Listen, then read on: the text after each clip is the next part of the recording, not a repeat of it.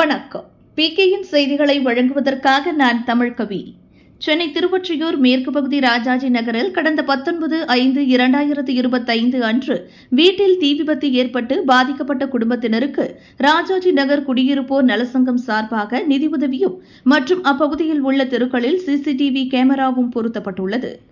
சென்னை திருவொற்றியூர் மேற்கு பகுதி ராஜாஜி நகரில் கிருபானந்தா தெருவில் கோவிந்தராஜ் பிச்சைமணி தம்பதி வசித்து வந்தனர்.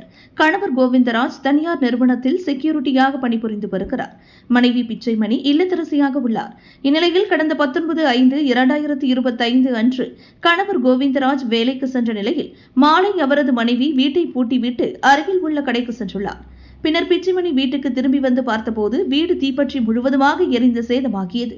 உடனடியாக சாத்தாங்காடு காவல்துறை மற்றும் தீயணைப்பு துறையினருக்கு தகவல் தெரிவித்துள்ளார். விரைந்து வந்த மணலி தீயணைப்பு துறையினர் தீயை கட்டுக்குள் கொண்டு வந்தனர். இந்நிலையில் இன்று அந்த தீ விபத்தில் பாதிக்கப்பட்ட குடும்பத்தினருக்கு ராஜாஜி நகர் குடியிருப்போர் நலசங்கம் சார்பாக ரூபாய் 20,000 நிதியுதவி வழங்கப்பட்டது.